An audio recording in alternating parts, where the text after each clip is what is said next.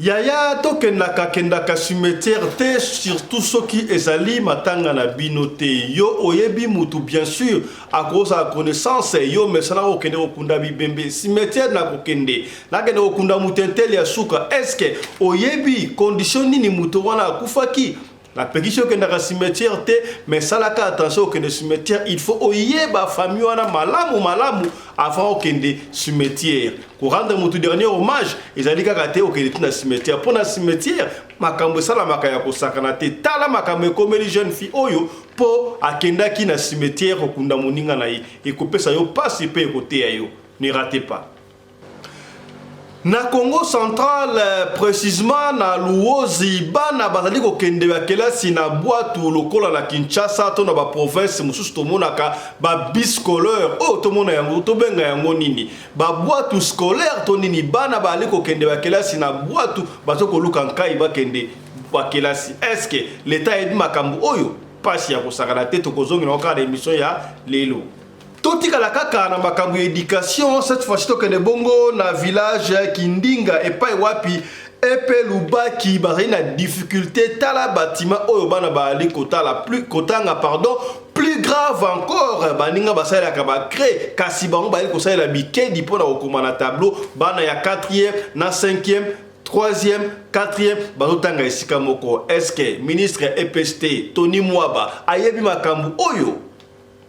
Na village Kindinga esika tokuti école oyo na kombo ya Epe Lubaki. Epe Lubaki ezali bongo kombo ya initiateur ya école oyo. Bota la bino moko ezaka na de bâtiment ya pamba. Bâtiment yango basala yango na ba brique rouge côté mususu bacha batol mais batol yango ya matiti. Côté mususu awa batika bongo po ba moyen zate so mvule bandi sauf kipe. To koti na kata salle bota la bino moko na salle oyo de tableau. Tableau moko ya bana 4e, tableau moko ya bana 5e. Kasi bango nyonso baka même salle de classe. Mais si ndenga za boye so ki atangisi nanu bana 4e leçon moko atiki bango ba copier azuba na 5e. Atangisi leçon mususu tayangu ba banda copier azongeli bana 4e. Totika la kaka na makambo éducation bomona réseaux sociaux zali ko yinda et pas wapi ba filmer ba inspecteur ya IGF ba yaki bongo ko sala inspection ko tala na ministère ya EPST pa Tony Mwaba d'ailleurs to yebi yango déjà Tony Mwaba on dirait ba yokana kapena te yena Gilles Alungeti. Qu'est-ce qui s'est passé? Balobi ba inspecteur ya IGF tango ba ye ba menacé comptable ya EPST ya ministère EPST ba botolier $1000 na ba accessoire mususu. Et ça là qui une intention nini Tony Mwaba yemoko aleki a déplorer comment est-ce que bino ba inspecteur bouye na ministère esika pinga zali mokonzi sans pour autant me prévenir sans pour autant bosala ngata signal que non ba inspecteur bazali basala ka musala ya ngonde ngona finalement ne comprend pas boyebi que conflit à Gilles Alingeti IGF na EPST Tony Mwaba ministre il y a enseignement primaire et secondaire et bandaki kala qu'est-ce qui ne va pas tala makamu o eleki na ministère yo zu ngoni tala comment est-ce que l'état est déshabillé l'état a osé la déshabiller makamu ya l'état comme une place publique kaka bonne habité où allons-nous avec ces pays la dame makamu eleki bongo na ministère ya EPST. Vous êtes des inspecteurs de finances, vous débarquez dans un ministère qui est géré. La première des choses à faire, c'est se présenter chez le ministre, lui présenter ne serait-ce que l'ordre de mission qui vous envoie dans ce ministère. Que je sois ne serait-ce qu'informé que les inspecteurs des finances sont là, ils veulent faire... On va filmer, monsieur, on va filmer. Suivez-moi. On va filmer. On vous donne l'ordre de mission, vous venez vous présenter au ministre avant le travail. Est-ce que vous l'avez fait? Comment vous pouvez vous comporter plus qu'un parquet? L'inspection des finances n'est pas au-dessus de la loi. Quand vous venez, j'apprends que vous venez chez le comptable, vous l'avez ravi $1000. Les inspecteurs des finances arrivent pour ravir un comptable $1000. Vous allez avec ça où?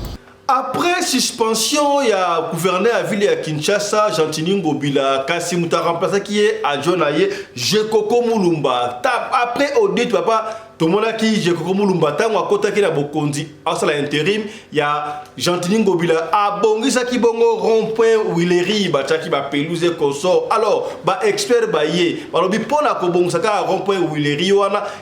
Mbongo dépense il fallait que ça il y a $4055. mais mbongo oyo Jekoko Mulumba administre na trésor public na trésor ya ba contribuable la ville ya Kinshasa administre $1 million pour na kosala na place muki ya rompe oleri wana. Quel niveau ya muibi ayibi mbongo te maki na condition ni mbongo muibi ko sila te vraiment landanu ndenge de quoi expliquer. Ndeko Gérard Jekoko Mulumba 48. Ce qui est solo. Je vais donner avec des détails. Nous avons pour Willeri. Et si on a outil pour la pelouse, c'est-à-dire l'oniwana pelouse, 35 panneaux. On a compté 35 panneaux pelouse, pavé ou achewana, ainsi que dans la chaise ou achema bende. Total na un coût, je peux donner même les détails. Et ça lit $4 055 où il y a dépenses. Mais moi, je bimi na trésor public et bimi $1 million pour na rosa les sikawana.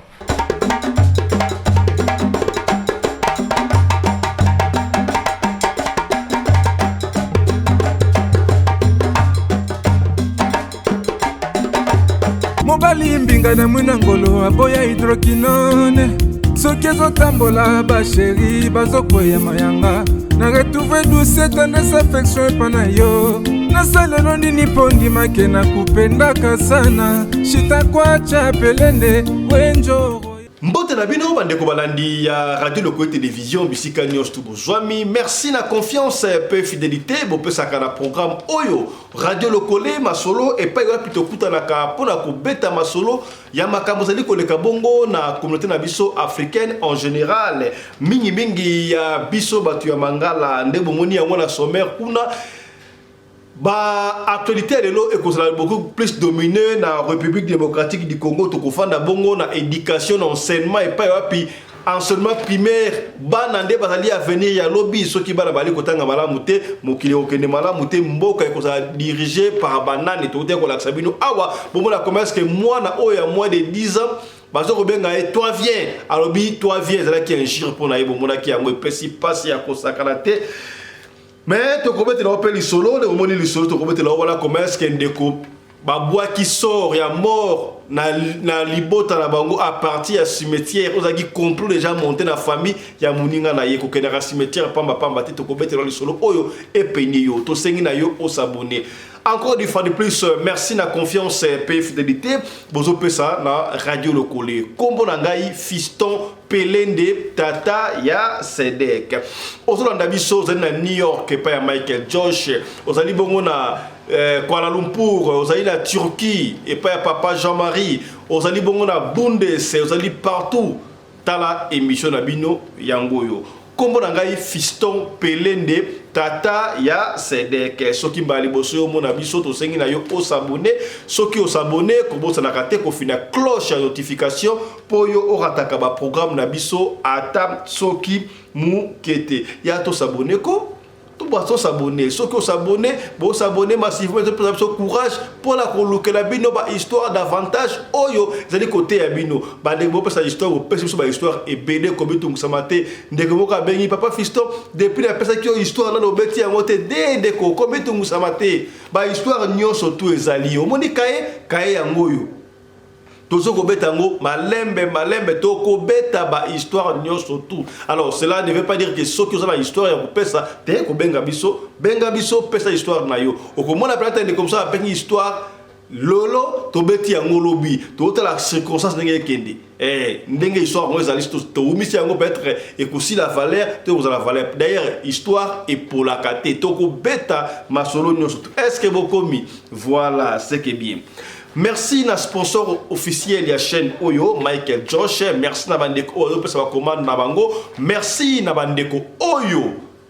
Bazo kokote na site ya Michael Josh pour na porter na article Oyo ezali kuna. Je vous rappeler que Michael Josh a côté ci article sika pona été ils allaient en Europe na Amérique na Asie pona Afrique déjà bon mona kuna a côté ci ba collection pona hiver ils allaient koya donc kota kuna ba visiter bon ça na te bino ba to bote kaka ba super wax hollandais to ngola ta super wax hollandais ko so ba bongo bulk 50 pièces au ko so yango na 95 € Kota de pa Michael Josh okozwa yango pona bino bato boni ko sala compagnie de sécurité ba compagnie d'électricité au consort et consort ba combinaison ya très bien ba pantalon ba sapeur pompier ba tenir ba sécurité ba ko sala ngo bongo et pas ya Michael Josh. Voilà, et kendaka ndengo wana Yambo, to continuer émission Oyo, Tikato souhaité bongo un très joyeux anniversaire à Sephora Gérardine.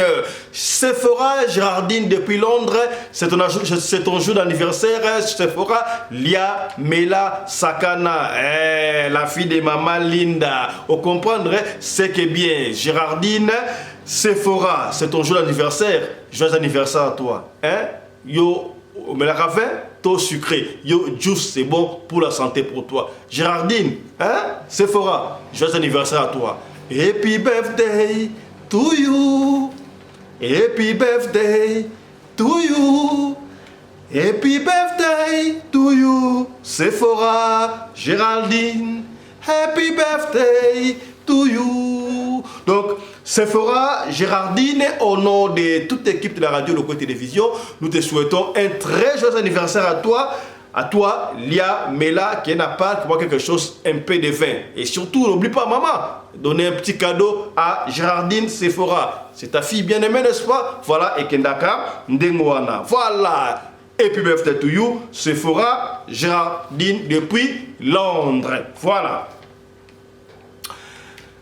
Nalobaki yango ne bandeli na Congo central précisément na Luozi bana bali ko kende kelasi na ba boîte et pesinga mutu ko soit tango na moni image oyo kaka leto bale ko tanga à l'époque bana o batanga na Kinshasa à l'époque bana Ekomas bana école Masamba ozomona ba bus ya Masamba ezalaki partout na tanga na Ekomas école Masamba ba bus scolaire ezalaki kasi na Luozi ya tala ba boîte tandami wana to benga yango ba boîte scolaire toba nini scolaire pesinga mutu ko soit misusu bachaba kiti misusu bafanda kana kati kaka ndengo wana bango nyonso ba okende kelasi kaka na boîte na ebite sika wana moya ko kende na transport ezalité pont ezalité to ba okende to ba préférer bango moko ba kende na ba boîte nga epesinga mutu ko soit na comprendre image au teta la pena boye ba la classe ba kenda ka boye na ba boîte la kelasi à moins que ezala l'unique nzela yango wana est-ce que mokonzi ya EPST Tony Mwaba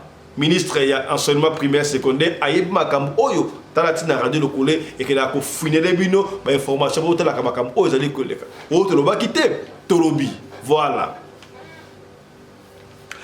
Totika la kaka na makambi enseignement sika boeto kene na village Kindinga précisément na école primaire Lubaki tope épée Lubaki et pas wapi botala ba bâtiment oyo bana bali kotanga ya kelasi deux bâtiments ya Pamba école primaire tina 6e basala qui peut examen d'état en 2013 et pesi pas si difficulté à makasi non seulement ya bâtiment mais que pesi butu ko soit ya bande kon école ba komaka bongo na ba créer na ba choc yo ba ba l'anglais mais école oyo bali ko komana fufura bikiedi ya pasi ministre Tony Mwaba est-ce que yo makambo oyo malgré ça l'école privée mais tala na crée difficulté et pesi pas si landa reportage bande ko na biso ya Kelbour Mag pasi na village Kindinga esika tokuti école oyo na kombo ya Epe Lubaki. Epe Lubaki ezali bongo kombo ya initiateur ya école oyo. Botala bino moko ezaka na deux bâtiments ya Pamba.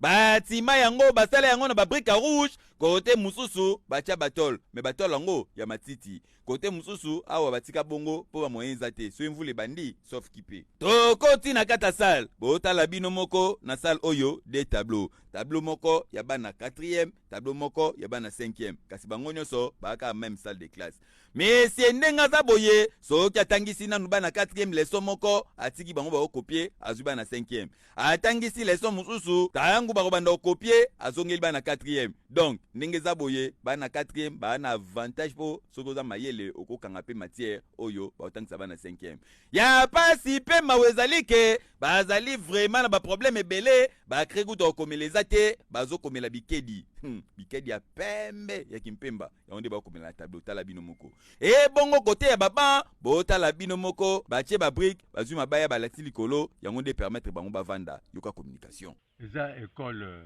déjà seulement depuis 2007 eza école privée catholique Epe Lubaki donc nga moko naza promoteur. La difficulté eza pona bâtiment Pour bana mosusu extension, première, deuxième, troisième, quatrième, ils en a. Bon, cinquième et sixième, tout le monde a effectif, ils ont ok. Et on te doit qui m'a placé Awa, comme ça l'année prochaine, tout ça le bâtiment, pour tout ça le cycle complet.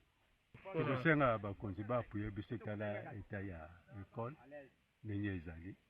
bon, vu l'école privée, la difficulté, par rapport à déjà l'école les a matriculés. Depuis 2007, on a déjà l'examen d'État à partir de 2013. L'examen est faible. Donc maintenant, tu as commis la 6e promotion.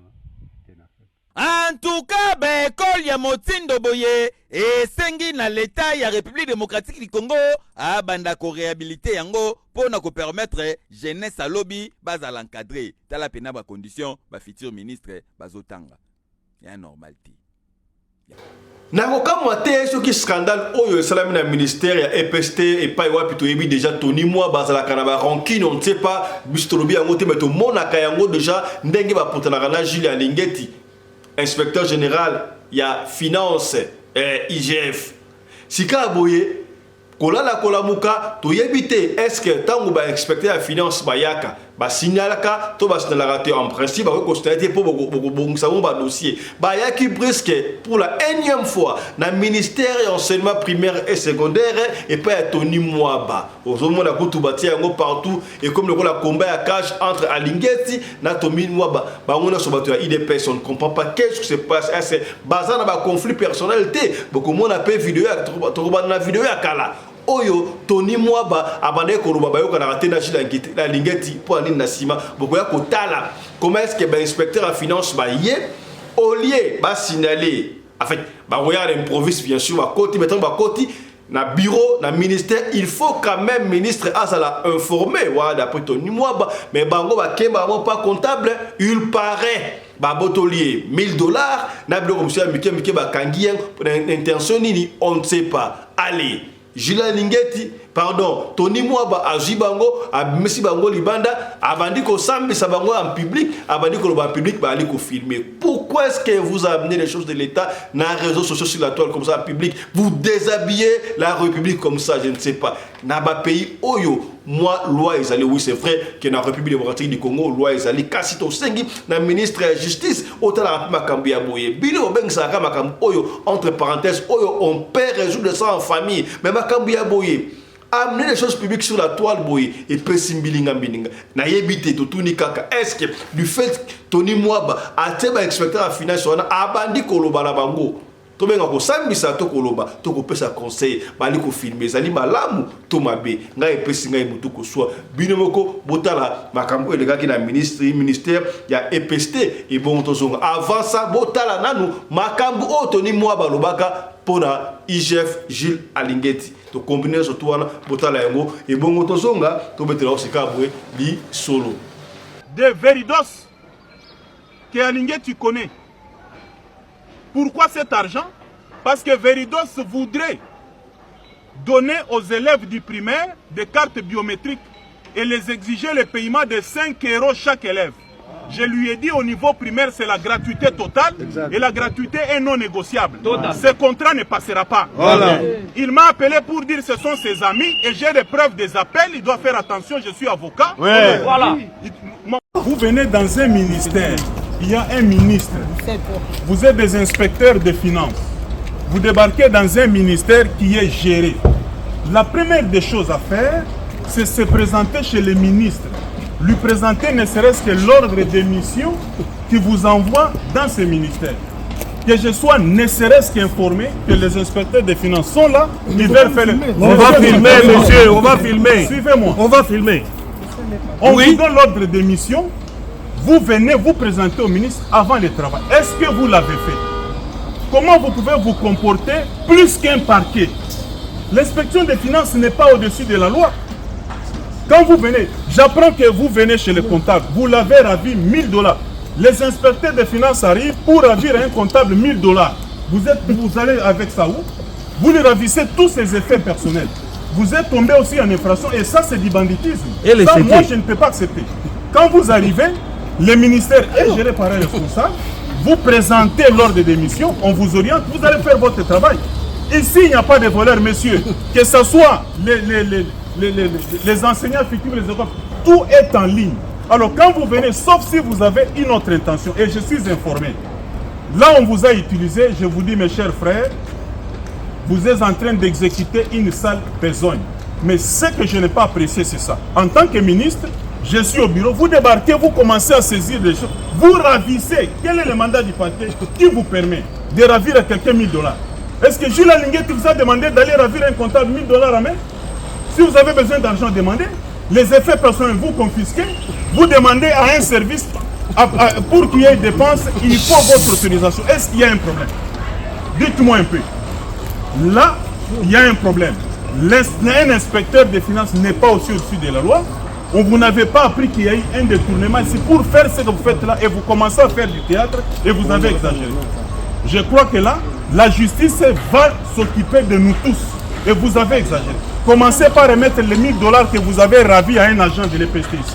Si on vous a envoyé dans la mission, moi je ne suis pas informé, vous ne m'avez pas vu, donc je ne représente rien pour vous à l'inspection des finances et ça c'est de la mauvaise foi.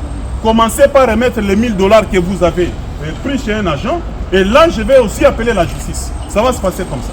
Et ça je ne peux pas tolérer. Et les chéquiers du comptable, ils ont eu même les chéquiers. Vous allez parler comment, messieurs? Est-ce que vous savez qu'il y a un ministre à la tête du ministère de l'EPST? Lui nous dit qu'il dépend de la présidence. Vous avez parlé quand même. Je ne suis pas votre ami. Suivez-moi, monsieur. Suivez-moi, monsieur.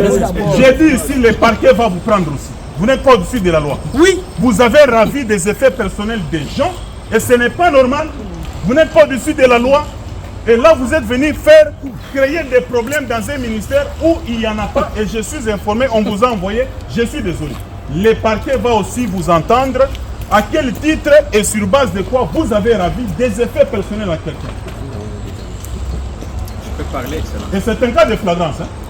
Tous nous allons partir avec vous. Quand tu dis nous sommes des fonctionnaires, vous entrez dans un bureau comptable sans que vous puissiez passer aux autorités hiérarchiques du ministère. Ça c'est faux. Quel fonctionnaire que vous êtes? C'est la première fois. Vous croyez que c'est vous-même qui faites des missions? Après suspension, il y a le gouverneur à ville à Kinshasa, Gentini Ngobila, Kassim Mouta remplacé qui est à Jonaye, Jekoko Moulumba.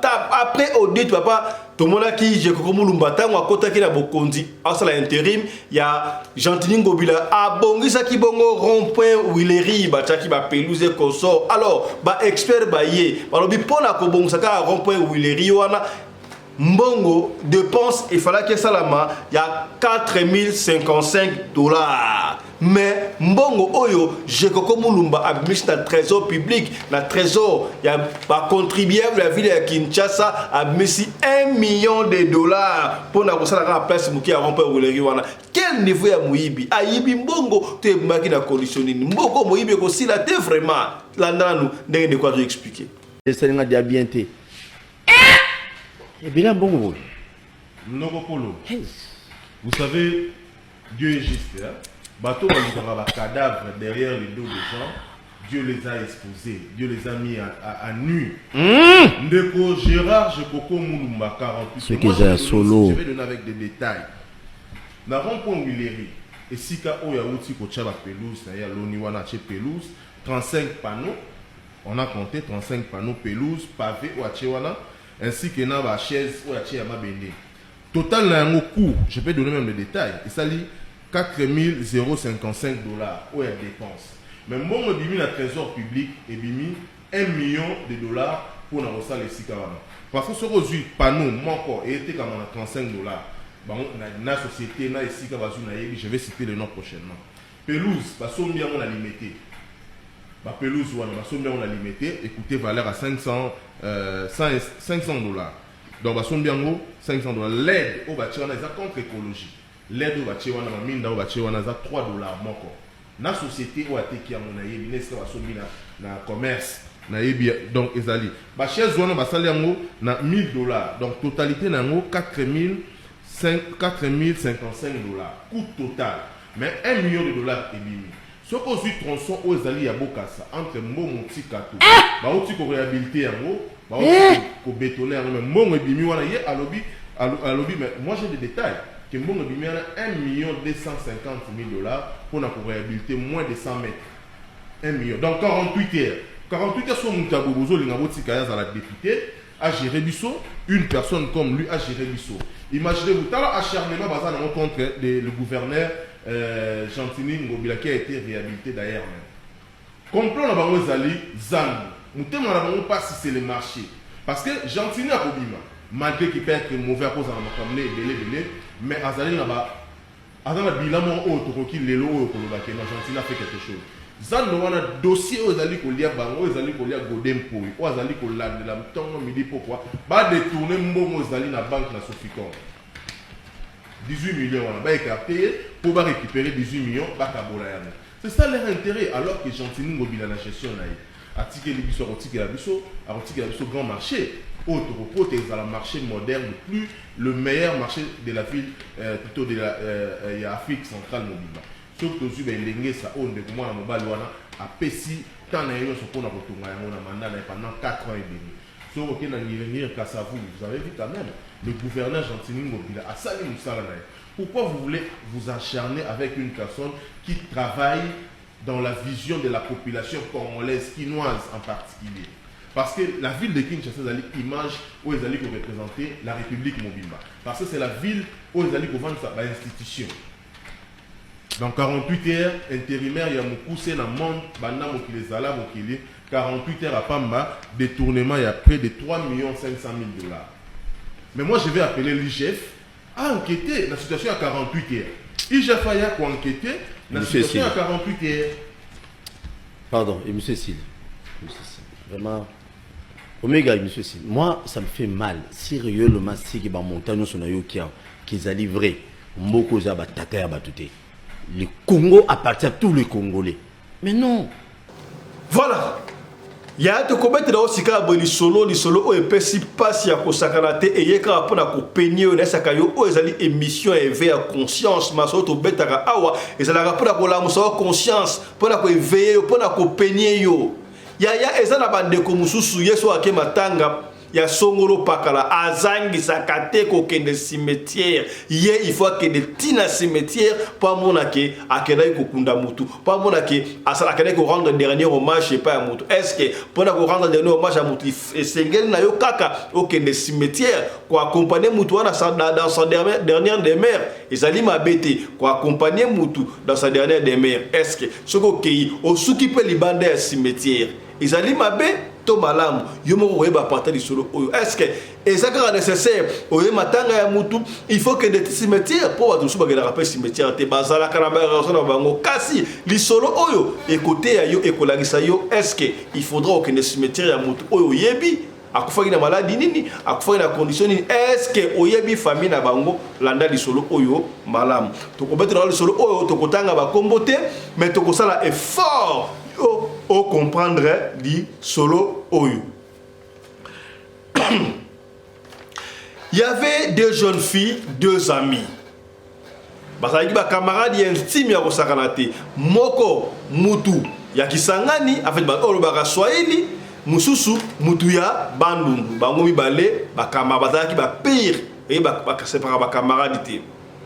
Alors, mutu ya Bandundu, bazalaki na vie pena, azalaki orpheline de mère et de père. Baleko bunda bunda lingaki pena classe malamu.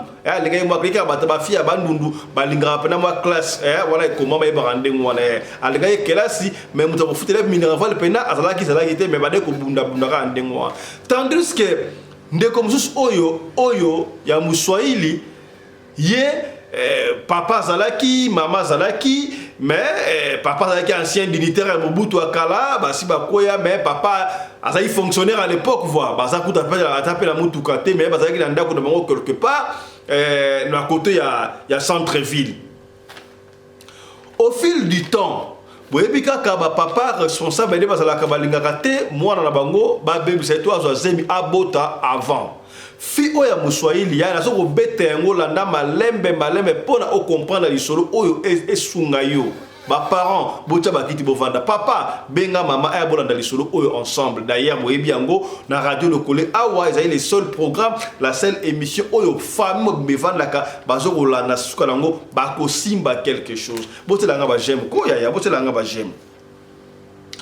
Oyebi ke jeune fille oya muswahili tokene mbangu aye kozwa zemi. Tango atie zemi batie zemi aboti papa asiliki ya kosakana te papa asiliki parce que à l'époque boyebi yango derrière ata sikoyo boyebi papa aza respectueux maman aza respectueuse ba respectera na quartier ba mona mwana bino ya mwasi ba pesie zemi aboti et si le saka honneur ya famille, c'est-à-dire que la fille a déshonoré la famille et puis ça qui passe, mais le parent n'en pouvait plus rien faire parce que ça kaka mwana bango ba juko ko bandimi kaka ndengo wala sa mariage. Papa talibo abi na coutume na biso ezali malamu te. Biso koto na coutume bango to ba Swahili kuna na tribu na bango na village na bango ezali malamu te. Jeune fille akoki ko bota te soki na balite ndenga esali boye. Ye mwana liboso olie abala abota kasi akei kobota, cela veut dire que baleki o bazo na sima na ye ata mutu moko akobala te bango nyonso bakobanda kobota butaka ndingo ya esengi na to interpeller pe yo mingi boye bakapete botala yo na famille na bino bobalaka te bobotaka est-ce que lien moko na kati wante so moko zawante est-ce que loko ni ba para ba yebi sa bino te yango so kangam na losambo okobuma na makambo nyonso to tango na saka bino losambo efutaka ya losambo epolaka te o papa wana moni yango malamu te malgré basiko ko wango mais azui mwasi na ye bakei na mboka bref là qui est rapide papa oya muswahili azui mwasi na ye bakei na mboka bakende ko réparer sor wana bakei na mboka soki bafuta pe ba makasu banini bako ba réparer sor wana lokola ya libosa juzemi comme ça baleki bakoki kobala balongola sor wana basali bikilaki le bandimi bayesi bango sava tosali yango mais abandela yango lisute soki abandeli sor oyo eke azwi lisusu zemi avant mariage ye mwana ya liboso ekozala problème akobenda kufa na famille et ça lokola mal akobenda malédiction siko liwa ekokoma na famille ekokoma lokola bokomi inutile bobandaka kufa na famille. Est-ce que vous comprenez lisolo oyo botsa ba j'aime beaucoup comprendre botsa ba j'aime yango na yebisa ka chaque fois ba parents boyebisa ba yaya o azali mwana ya liboso azala kala ba komba ya kosakana kate mwana ya liboso senga na ye azala exemplaire pour la baleki bazala pe alakeleli. Est-ce que komi voilà tant ba koma la Kinshasa bazongi au fil du temps ba conseiller mwana mwenenga ali awa doti ko bongsa sor na yo mama ko mekali susu ko zwa zemi te soko zemi e ko zala malamu te pona libota na biso mwana nde balwaka papa na yoki mama na yoki. Alors mobali oyo abodisaki ye wana bref ba ko kabwana ba kena bango ndengo wana au fil du temps yepe yebisi camarade na ye oya mutima nduna en tout cas voilà abetelaki makambo te ma famille abetelaki te mais ba continuer au fil du temps au pas lingana na classe au pe a débrouiller ndengo wana et ko sala ke il y avait un homme des la kara ba bikiliste akiti bongo na Kinshasa tango basala matata na mwasi na ye ta comme na Kinshasa awasala ba faire na ye akuta na fi oya muswahili asepeli na ye tonto wana approché fi ya muswahili a expliqué non en tout cas ngai na mwasi na ngato na matata na poto en tout cas mais na sepeli na auto zaza na biso en tout cas ce qui va permettre ce qui peut-être ça que divorce ngana yo to ko balana ba bandi konkumbela wana jika sali moi un mois azalaki na ye et puis asali nini azongi tanga zongi moi temps mort etikali wana basala kana mbasa ne pe ya mutu bandu piri ye pene ko sakana te piri ye betala kama solo tala kutu jika ngobo ya zongi ya bisinga iboye soki ba bosana moi sta ya ko bala ngai consort et ainsi de suite. Pendant que vie de salama kiwana jeune fille oya muswahili ayi kokuta na tonto mususu kaka na Kinshasa tonto ango azalaka commissionnaire ya bandako yeba commissionnaire bandako kasi ele ko kabisa ki batu yemoko commissionnaire ya bandako mendako ya balonga azalaka nango te azalaka na studio wana ndenge balobi azalaka na studio mais ça fait normal so za commissionnaire bandako cela ne veut pas dire que vous appelez bandako munene non ça dépend ya tes moyens. baye kolingana fou yena commissionnaire bandako wana commissionnaire bandako azalaki vraiment na possibilité makasi te mande ko bunda bunda et ko sala ke commissionnaire bandako tol mal linga ki pe fiango mais abanda azalaki na ba chérie libanda mais de base na ye azalaki fi o ya muswahili abanda ko s'occuper na ye un moment donné ko pesa ye ba mbongo de sara ko pesa ye mo ilamba makambutu et consort moi commerce ya mike a pesa ya sala ba commerce ya mike banda ko sala muninga na ya mutabandundu ayebaki yango au fil du temps bakende bakenda ka église kaka nde bapesa ka invitation no boya l'église na biso boya l'église koso ndeko oyo ya bandundu jeune fille muninga na bandundu a invité l'église a invité muninga na soel l'église na bango tant bakende église kaka nde zalaka prière et délivrance na sarabino chaque fois parmi les faux il y a de vrais prophètes bazali le vrai pasteur bazali. Vous comprenez? Il faut aussi solaka nani oko sambela ponaye panaye. Tant bali ko sambela kaka neza ka mutayemba liboso botikala après culte.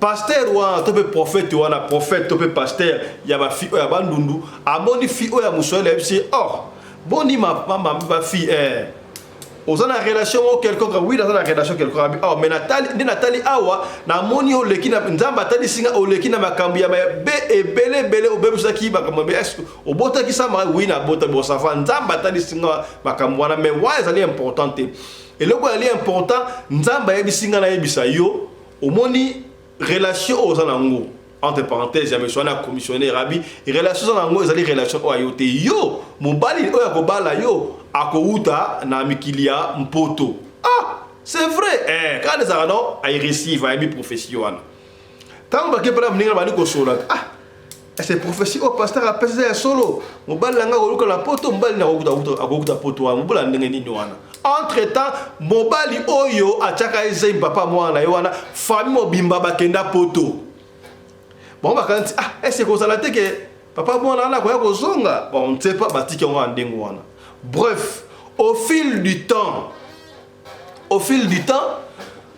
tonton oya kutala na yewana oya mikiliste wana oyo basanga na processus de divorce na moi na yewana e ko sala ke divorce basa divorce moi ta ye moi ça juiba na ke ye atikali ye moko alobi akobala susu moi si ya poto te po basi ya poto mutu makasi basi ya poto impoli kasi bo sala ke ça ta oji moi na Afrique okena ye na poto akomika moi sa poto moi c'est éducation qui par potote et qui par Afrique ndenge ba koleseli yo ndenge éducation yo kozala mususu pe kozala parents kolisio bien mais yo mokonde est-ce que bokomi na kosi ba mama te c'est que bien bo c'est danga ba j'aime ko bo c'est danga ba j'aime papa bo c'est danga ba j'aime li solo e kosunga papa te danga j'aime mama te danga ya moi si te danga j'aime ya mobile o s'abonner to s'abonner ko to s'abonner la chaîne au radio le côté télévision pour ça papa c'est donc pas si peine bo s'abonner te pour aller ni ko to s'abonner ko bino pour la tata Sedek vraiment Zozo double aigle yo pour la tata Sedek est-ce que partager mission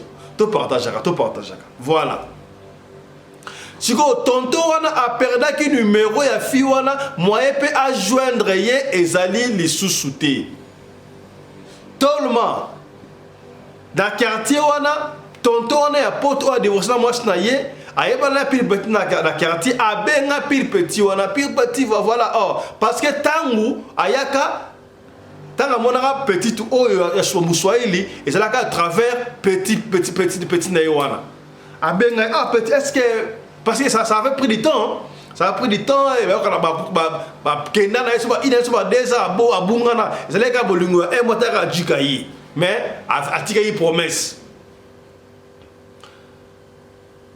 jeune garçon oyo jika luka ki ye aye ko luka fi oyo boni tante ndenge zali awa oyebi tonton intel okena poto ça va a luka ko na téléphone wana ko mona na te mais sika boye azana besoin bosola azobenga ngai dans quelques instants bref abenga pe asola na ye boni ma chère ça va très bien OK boni okenda na yo to tikanga bitela tika ki yo telesa ki yo nazana ba processus ya divorce. Na moi c'est dans ce sili na kozongela yo pas de soucis tu seras ma femme moi je t'aime très bien mais siko qu'est-ce qui ne va pas au pesa nga numéro na ko benga mais le karata habité en tout cas difficulté na ko sa yo te na ta sur na phone Android te phone na ngai ya Facebook ou WhatsApp bo ezalité na saka na ndori yo nga ndori phone nga ya allo donc na changer pe numéro na perda ki nyoso tout oza téléphone te le kamuté ça va dans 5 jours dans quelques jours une semaine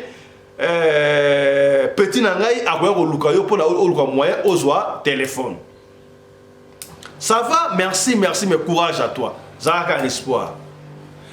Quelques jours après, 5 ou 6 jours, une semaine après, Nzoka tonton on est à poto à Tindaki $600, 500 ou $600. Et pas ya pile petit wana. Je crois que $600. Pile petit wana ya bi oh tantine ya diawa to vieux atindi $600 a bien pesa yo o luka moyen au se débrouiller sur mon téléphone. Il fait un peu de soit à juste $100 à petit petit à $500 non ça va bon la Luka moi sur mon téléphone et puis au salama business numéro boye au Luka moyen à se supporter Kasia tout ni bon si ko yo banata auto kabwana yo est-ce que ozwa ta mobali msute fiona awanga na habiter na zwa ta mobali msute no boyebika ba fia Kinshasa yo so na jika o so na mutala na Afrique du Sud o so na mutala na Poto aibisho kelinga bala yo oloba ko na chéri mususu aokimat fi oya muswahili akosi habiter na relation moko te kaka do ba na zela yo ngape na zelaka tonton c'est yebisa nga véritabilité relation moko ezate abiso ça que ça tombe très bien voilà fiona pas so là-bas filperi mais on filperi tombola kaka le bosso le pong na bango ba ko teka tombola koso en même temps a zappé na ye commissionnaire ne wana boye makamba commissionnaire za la Kinshasa et mo simba te commissionnaire mikolo wana bato ba so banda coûter baisse koti nanda ko futa yebo commissionnaire ako futa te asali garantie ba bengani na ndako bref abimi jeune garçon pe commissionnaire qu'est-ce que fait akosa la sikoyo ndenge nini avant ko bengana na ndako au fil du temps au fil de l'année wana papa sikoyo ba muswahili basalaki na ndako na kota centre ville. Mais papa, moi, ma difficulté, qu'est-ce que papa fait? Papa, d'abord, a teki ndaku na mon côté à centre-ville. Baki ko somba ndaku côté après aéroport. Ce qui me konga tombe pas, ça va côté va somba ndaku pour papa. Article à l'ambon, ndaku ba dengi à survivre. Qu'est-ce que s'est passé? Le malheur ne vient jamais seul. Jeune fille, oyo moi comme qui j'ai fait muswahili, moi comme qui au monde azo ke nekolala na ye et pas ya commissionnaire bandaku wana soki papa atuni mais moi na oaza wapi papa vous devez faire très attention vous devez surveiller vos enfants filles ou garçons avant de sortir talaka bana bazali wana yo papa no ke nekolala okoyibite bana ba koti to ba koti te moi na taza mukolo soka za ko na responsabilité na yo et pas na yo elle est toujours enfant il faut vérifier. Okomona papa moni mwana te mwana za yoka mama te mwana gane ko lala et pas camarade na ye oya mutabandundu papa pa ya camarade na ye ba pire pour elle moko il paraît mwana oya bandundu pe aya pa na bango pe alali vous comprenez pour ba ki bena ba pire bango mibale papa na ko kipete tango sikoyo bateki ndaku na ngo to na centre ville ba kende ko vanda na côté aéroport ba passa ba maluko côté wana côté ba côté ba mikondo ba aéroport après aéroport akuna nzoka fi oyo ya muswahili akomaki déjà na zemi mususu zemi ya nani zemi ya commissionnaire boyebi ke liboso kuna desa bino abebisa kibikila papa na mama bakendaki na mboka kobongisa kofuta ba sacrifice biloko ebele mpona sor wana ezonga su na famille te besa ki mwana koki lisusu kobota te sans avant mariage mais mwana ndimaki me teoti kaka bayokaka te parce que ba jeune fille ya mikolo ba jeune garçon ya mikolo bango bayebaka kaka I know je sais kunieso munu kezaba oyebi nini sikoyo mwana sali complicité ba papa to salaka attention moko ya des complicités entre baba na ya basi na ba mama na bango papa so sa muta psychologie oko comprendre te maman vu que sa fille a commis na zemi au lieu sa papa abandi ko bomba voilà c'est ça qui va s'occuper 1 mois et demi sur 2 mois vas-y ko bomba et coïncide tant papa te lupangu ba kende siko na mikondo tellement abandé côté ka friperie ye jeune fille à Moussoïli wana maman et papa na bango te au moins to longo côté la centre ville to kende côté ya bampasa ba côté après aéroport kuna moi na déjà ba client kotoyo alors moi je préfère moi na abi atika na kotoyo avant da kaipa ya camarade ne ya mutaba ndundu comme ça à continuer business na yeke na kitoko pour le ti à 4 déjà moi classe papa moi on peut ça normal y a pas de souci famille mbekei mama pa kei kuna ye koto atikali nzoka kena ko vanda pa camarade ya mutaba ndundu te mais akena ko kota libala et pas ya commissionnaire. Maman yebaki yango très bien mais papa nde ayebaki te. Sikoyo abandi ko fanda pa commissionnaire. Muninga na ya bandundu boyebi ke basi ya batabandundu o bakena classe basaka très intelligent, très sage. Muninga ne ya mutabandundu. Ayebisi muninga ne ya Moussoïli. Ah, ma chérie. Et le gros sala o eza malamu te. Yo sikoyo okomi na zemi oyo zu yango ndenge oyebi ke tonton wana ya poto a se donner na yo apesi yo kutu mbongo na ye $600 osomba téléphone osombi téléphone osala commerce yango yo kutu bandi koteka balo la combien $100 mais apesi yo $600 o $100 okabeli tonton wana ya coopération wana 500 100 osombi téléphone $400 4 ballons a o compter na yo.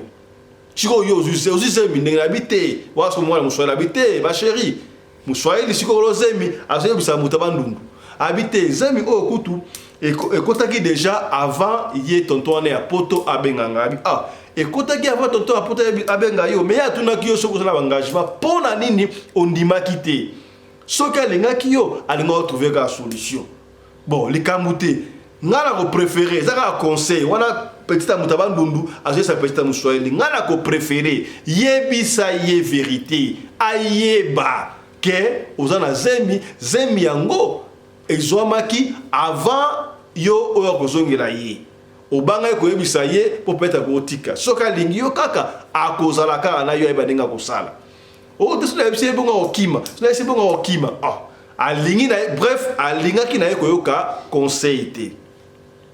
Au fil du temps, ndenge na saka bino liboso ndeko oya commissionnaire garçon ya commissionnaire à chaque jour te commission mikolo na simbate banda ko ba ozwa te yemo kana ko fa na studio moi bes salami sali ke ba bimise na ndaku garantie sili azongi epai na bango akozonga para bango yemo kote akompe na charge moi si pas na zemba ko fa na studio azongi na fio wana ya Moussoïli siko ye garçon ya commissionnaire abandi ko fanda siko pa na bango na chambre ba pese chambre ko afala na moi sitaye oyo ya Moussoïli entre temps Fabien moi sa Moussoïli ba koma côté ya ba bikondo ba aéroport kote kuna tango afandi au fil du temps 1 mois 2 mois sikoyo papa soka azobe sa maman sikoyo mais on a besoin que le monde a fait moi na po papa on a besoin mona mona na eno benga mona ka mama sala commerce a ka même kota la biso ta weekend azongi pour fona mona pe mona nga papa pas l'affection mona nga mama ka gazo kamufle mama o kamufle moi na sikoyo mama de temps en temps bande ko ya akutana na mona ye ayepela fama bo kilo na po abayebiye moi na Moussoïli na yebisi mama na bango ah mama tala tusola muninga na ngabandunda ebisinga ngana moni fona ebisaka bobali oya poto kezemi o nazwaki yango avant ye aya kozongela ngai toyo kayenga kolobande mama abite ekosimba te lokuta soki ebise ndengo wana akoboya ngamoko na yebina ko gérer yango papa na bino uta yebite yepe ayebate tangu yo kobota po mobali ya poto eseke no mikolo na koyana nu kisasa te na kwela nu Congo te na bunda na tindeli mbongo oyo yo o se débrouillaka ngala koya kwa ina ne ba 2 ans pour soki na yemba na moko na pesi monga libala to sali mariage mama soka bino ndenge mobali na koya siko te no yo salaka ndingwa soki oboti ngala kozwa mwana na yebine na osata mobali wa pota koya akukuta oka ndingwa po yebine so bota mwana moko akomono kana mwana moko akomono normal komitu kusema te ma fille kotona ngamoko na ko régler yango boyebi ba jeune fille soki mama na bango salobi balandaka mingi ba parole ya mama ça fa mama zongi au fil du temps tango ça me ko ba 3 mois ou 4 mois Fia Muswahili abandi ko vimba. Bebi basi so na zemi mona ko munene ko sakanate. Bango wa kanzaka zemi. Ah, et comme si munene parce que bokilo pa yebeke asana zemi. Siko chose étrange. Zemi yango ya sa ya mwana Muswahili wana azabwe. Soka te liboko boye, au moins la liboko pene koti, soka tiki boye et tika lidusu. Phénomène nino. Oh. Soko fini pena be buba liboko koti. Et tika lidusu ndengo et tika les ongate. Soko tina mutu boye koti. Oh, ça c'est quel phénomène.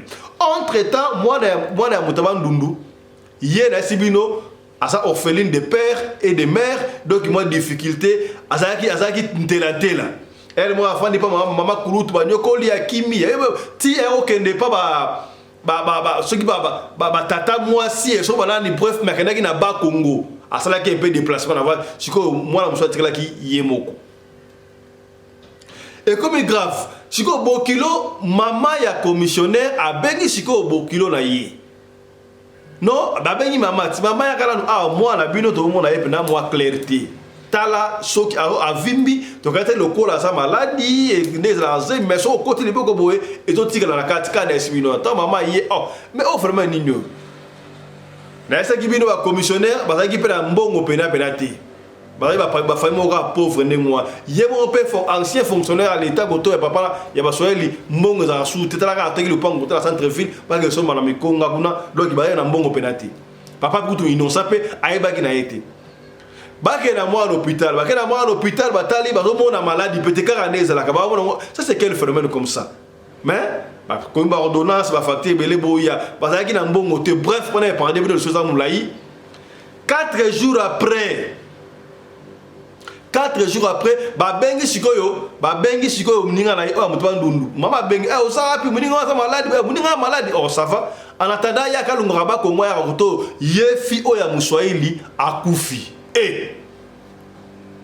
Akufi na zemi na libumu, akufi ndengwa zemi na 3-4 mois akufi. Le temps mninga na koma kadoki akufi pesi mbilinga akufi siko na zemi papa ebakite, papa ebiki afanda ka pa ya mwana ya mninga na ye e koso oli ataba signaler que mninga to yasaki papa ke muninga na ya Muswahili afanda ka pa na mninga bandunu ba yebisa papa na wango pelo moti.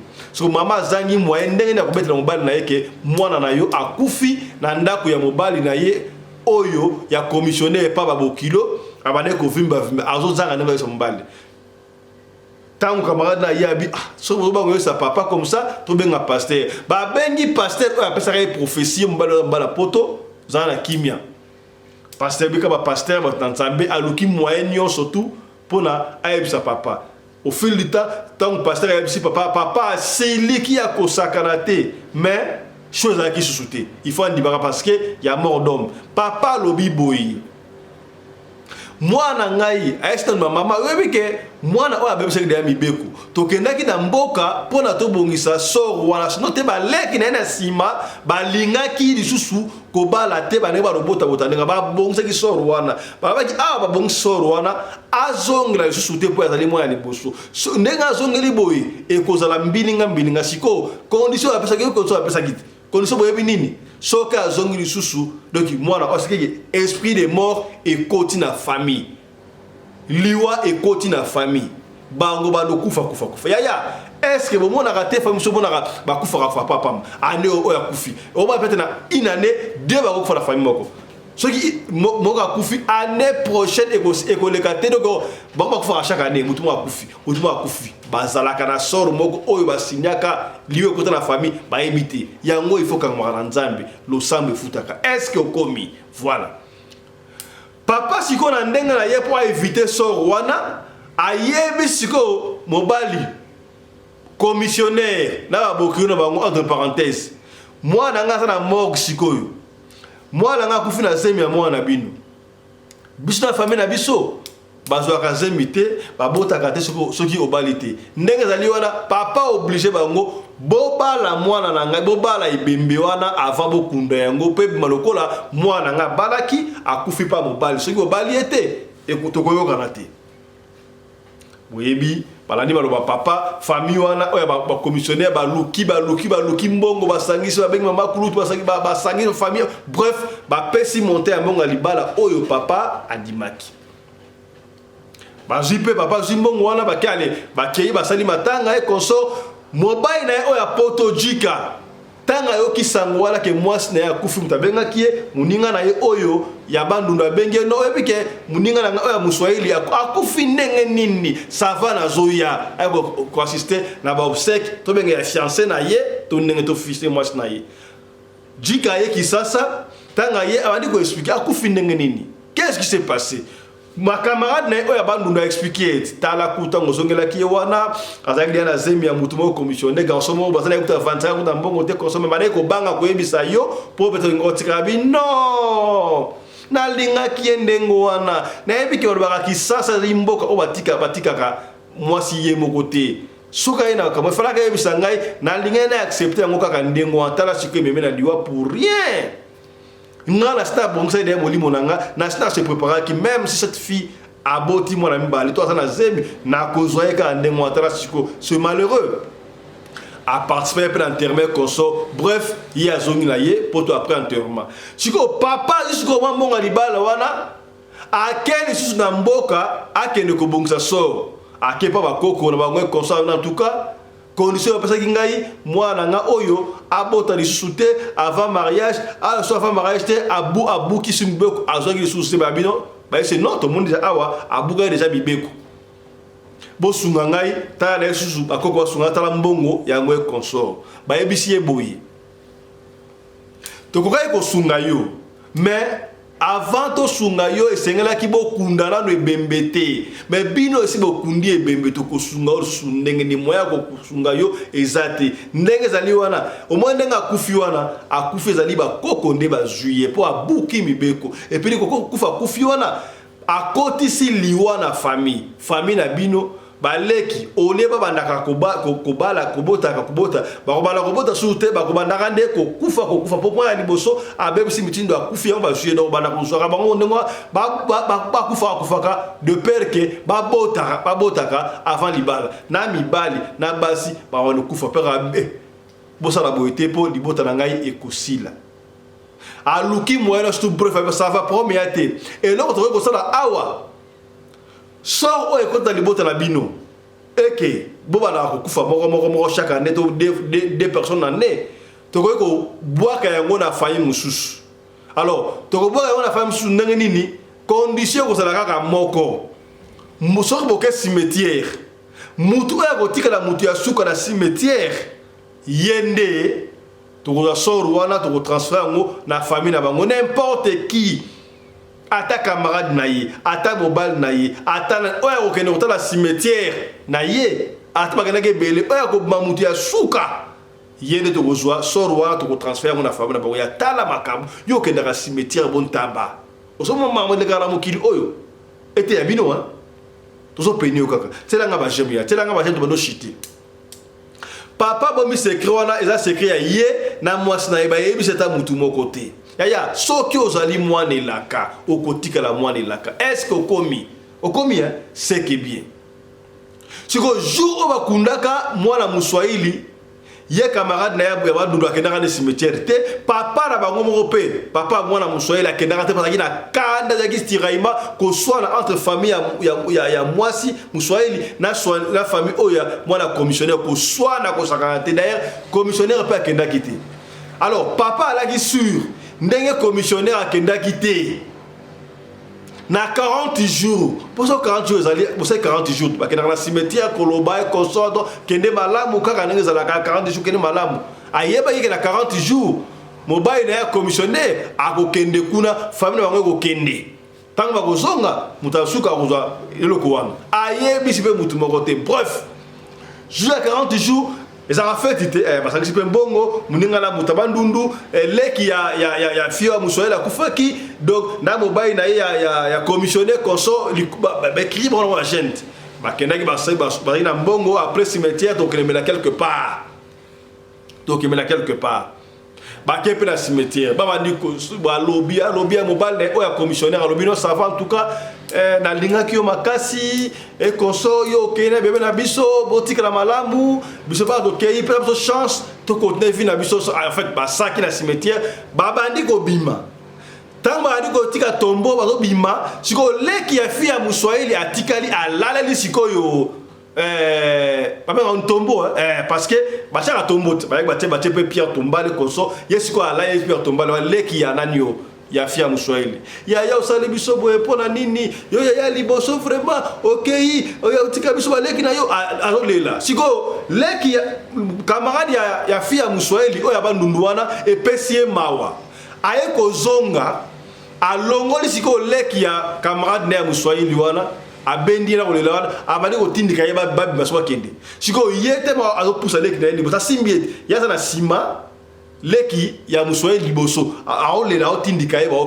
baokende yaya tangu bakomi kaka na empire ko na cimetière mwana oya muto bandozaki na sima ayoka kaka babeta kibota na likos na mutunka amona batuante aganga mbala moko makile wado baye na zolo makile mena matoi makile munoko ya babete kibota yeboka santango aganga me mutabeti ya monanite makila bilamana ye poine makila mbala moko leki ya muninga na muswahili akati kolela bandi ko simba ya kesi ipabenga pe ya kesi sopa mobile ya commissionnaire batbala qui ba simbier qu'est-ce qui ne va pas ote ba betinga kibota awa nana betio kibota nzoke zala ki transfert bon baloba kinini muti ya suka ko mana cimetière yende ba ko transférer liwana et contre la famille na ba en fait ba betaki kibota wana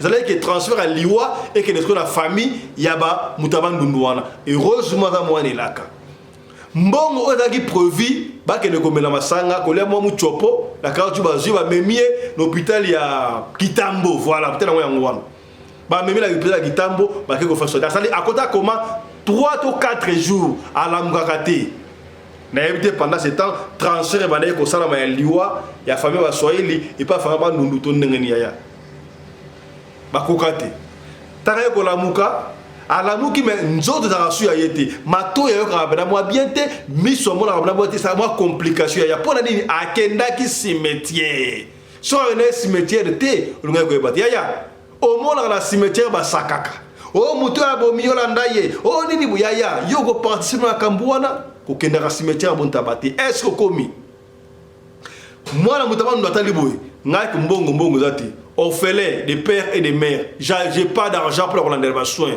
à se confier quand on a prié ya lo sambo futaka ya lo sambo pour la kateo à se confier qui n'a prié à que pas pasteur kusambela et fata ya y a de vrais pasteurs ba joie be fata sambela prophétie que ma pasteur amoni kaka pasteur oyo apesa ki mninga na kufia muswahili wana prophétie ke mobala pota mobala yo negijaki ayebise so ndengazali awa kibota muta ki wana e utaki na famille ya muninga na yo abete lisona bete bino ya transfert ba ça transfert ya liwa elongo la famille na bango et comme la famille ya muta famille na bilote me muti ya suka wana ngoma na cimetière na groupe o ba na otala tom kota la cimetière ya mwana muswahili wana isa bongo ndengo zaki muti ya suka yango wana eziyo soki patika na ye abimaka na ye eke leki ya fia muswahili wana ye moko ataka na sima alinga ko zwango so lingo tia na famille na bango